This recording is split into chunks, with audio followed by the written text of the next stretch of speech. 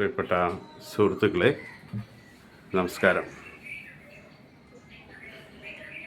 കേരള രാഷ്ട്രീയവുമായി ബന്ധപ്പെട്ട് വന്നുകൊണ്ടിരിക്കുന്ന ഒരു പ്രധാനപ്പെട്ട വാർത്ത,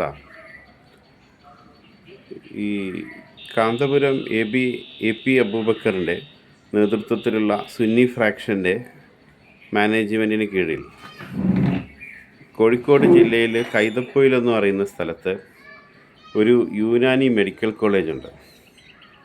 ഈ യുനാനി മെഡിക്കൽ കോളേജിന് സർക്കാർ എയ്ഡഡ് പദവി നൽകുന്നു എന്നുള്ള ഒരു വാർത്ത ഇപ്പോൾ വരുന്നുണ്ട്. തീർച്ചയായിട്ടും തെരഞ്ഞെടുപ്പ് വിധിയെ സ്വാധീനിക്കാനുള്ള സർക്കാരിൻ്റെ വിവിധ ശ്രമങ്ങളുടെ ഭാഗമായിട്ട് വേണം നമ്മളിതിനെ കാണാൻ.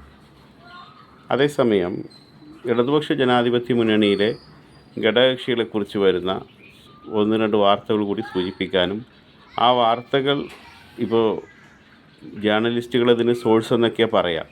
അതായത് ഔദ്യോഗികമായ സ്ഥിരീകരണമില്ലാതെ, ഒഫീഷ്യൽ കൺഫർമേഷൻ ഇല്ലാതെ വരുന്ന വാർത്തകൾ നമ്മൾ എങ്ങനെയാണ് അത് പബ്ലിഷ് ചെയ്യുക അല്ലെങ്കിൽ അത് ജനങ്ങളിലേക്ക് എത്തിക്കുക എന്ന് ചോദിക്കുമ്പോൾ അതിന് ചില സോഴ്സുകളുണ്ടാവും. പിന്നെ ഈ സോഴ്സുകളോടൊപ്പം തന്നെ രാഷ്ട്രീയ സാഹചര്യങ്ങളെയും നമ്മുടെ ലോജിക്കും വെച്ച് ചിന്തിക്കുമ്പോൾ ശരിയാകാൻ സാധ്യതയുണ്ട് എന്ന് നമുക്ക് തോന്നുന്ന വാർത്തകളാണ് നമ്മളിങ്ങനെ പുറത്തുവിടുന്നത്. അപ്പോൾ അതിനകത്ത് ഇപ്പോൾ വരുന്ന വാർത്ത RJD പിളർപ്പിലേക്ക് എന്നുള്ളതാണ്.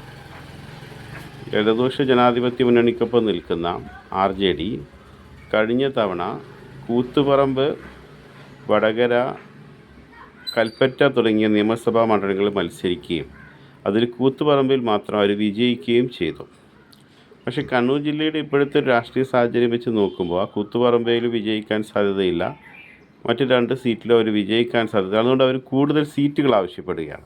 RJD ഇടതുപക്ഷത്തോട് കൂടുതൽ സീറ്റുകൾ ആവശ്യപ്പെടുന്നു. ആ സീറ്റുകൾ ലഭിക്കാനിടയില്ലാത്തത് കൊണ്ട് അത് പിളരുകയും അതിൽ അസംതൃപ്തരായ ഒരു വിഭാഗം UDFൽ ചേർന്നേക്കുമെന്നുള്ള വാർത്തയാണ് വന്നുകൊണ്ടിരിക്കുന്നത്. ഞങ്ങൾ വിമതരല്ല, ഞങ്ങളൊരു വിപ്ലവ മുദ്രാവാക്യങ്ങൾ ഉണർത്തുന്ന ഒരു വിഭാഗമാണ് എന്ന് അവകാശപ്പെട്ടുകൊണ്ട് P. ശശിയുടെ നേതൃത്വത്തിൽ ഇന്ന് പാലക്കാട് ജില്ലയിൽ അദ്ദേഹത്തെ പിന്തുണയ്ക്കുന്നവരുടെ ഒരു കൂട്ടായ്മ ഒരു സമ്മേളനം സംഘടിപ്പിച്ചിട്ടുണ്ടായിരുന്നു.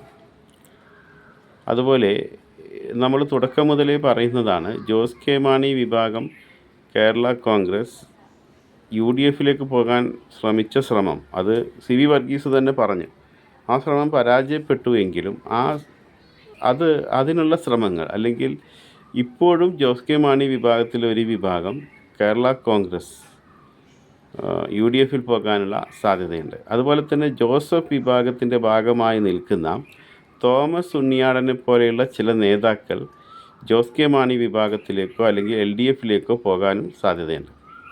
ഇപ്പോൾ വരുന്ന വാർത്ത ഇങ്ങനെയാണ്. അതായത് പത്തനംതിട്ട ജില്ലയിൽ ഈ പ്രമോദ് നാരായണൻ മത്സരിച്ച് വിജയിച്ചിട്ടുള്ള കോന്നി അസംബ്ലി മണ്ഡലത്തിൽ ഇത്തവണ അദ്ദേഹത്തിന് മത്സരിക്കാൻ കഴിയില്ല. അദ്ദേഹം മാത്രമല്ല, N. ജയരാജൻ, അതായത് റോഷി അഗസ്റ്റിൻ മുന്നണി വിട്ടു പോവുകയാണ്. റോഷി അഗസ്റ്റിൻ പാർട്ടിയെ പിളർത്തി, അതായത് ജോസ് കെ മാണി വിഭാഗം കേരള കോൺഗ്രസ് UDFൽ ചേരുകയാണെങ്കിൽ അതിനോട് സഹകരിക്കാതിരുന്ന റോഷി അഗസ്റ്റിനോടൊപ്പം നിൽക്കാൻ തീരുമാനിച്ച 2 MLAമാരാണ് N. ജയരാജനും അതുപോലെ തന്നെ പ്രമോദ് നാരായണനും.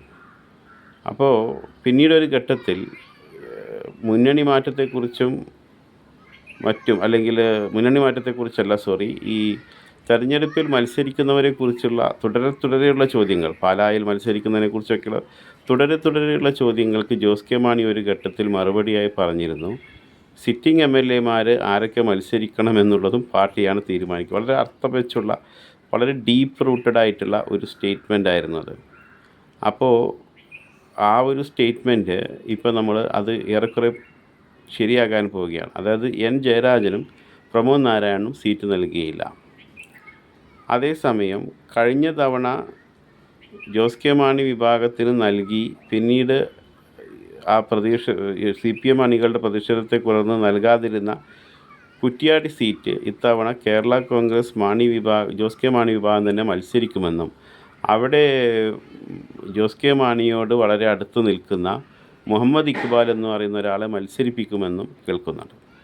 ഈ പ്രമോദ് നാരായണൻ്റെ അതുപോലെ തന്നെ ജയരാജൻ്റെ എല്ലാം കാര്യത്തിൽ കേൾക്കുന്ന വാർത്ത ഇതാണ്. റാന്നിയിൽ ആ സീറ്റിൽ CPMൻ്റെ പത്തനംതിട്ട ജില്ലയിലെ മുതിർന്ന നേതാവ് മുൻ MLAയുമായ രാജു അബ്രഹാം മുമ്പ് മത്സരിച്ചിരുന്നതാണ്.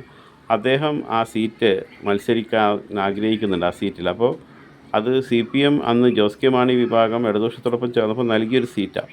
അപ്പോൾ അവിടെ റാന്നി സീറ്റിൽ ഇത്തവണ CPM മത്സരിച്ചേക്കാം.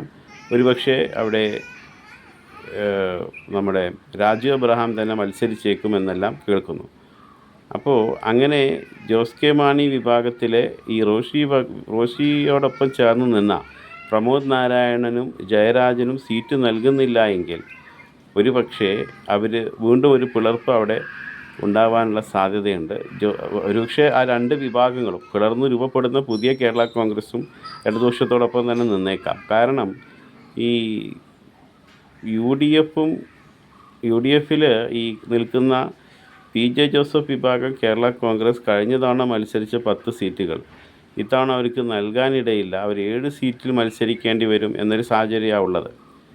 അങ്ങനെ വരികയാണ് എങ്കിൽ അവർക്ക് പോലും മത്സരിക്കാൻ സീറ്റുകൾ നൽകാതിരിക്കുന്നൊരു ഘട്ടത്തിൽ ജോസ് കെ മാണി വിഭാഗത്തെ ഉൾക്കൊള്ളാൻ സാധിക്കുമോ എന്നുള്ളതൊരു ചോദ്യമാണ്. പിന്നെയുള്ളൊരു സാധ്യത തിരുവമ്പാടി പോലെയുള്ള ഒരു സീറ്റിൽ ജോസ് കെ മാണിക്ക് മത്സരിച്ച് വിജയിക്കാനുള്ളൊരു സാഹചര്യം ലീഗും മറ്റുള്ളവരും ചേർന്ന് ഒരുക്കുകയും അങ്ങനെ ജോസ് കെ മാണിയെ ഉൾക്കൊള്ളുകയും ചെയ്യുക എന്നുള്ളതാണ്. അതുപോലെ തന്നെ ജോസഫ് വിഭാഗം കഴിഞ്ഞ തവണ മത്സരിച്ച് ഇപ്പോഴവർ മത്സരിക്കാതിരിക്കുന്ന ചില സീറ്റുകളുണ്ട്, മത്സരിക്കാൻ അവർക്ക് നൽകാനിടയില്ലാത്ത സീറ്റുകൾ. ആ സീറ്റുകളിലേക്ക് ഇവരെ പരിഗണിക്കുമോ എന്നുള്ളതെല്ലാം കാണേണ്ടതാണ്.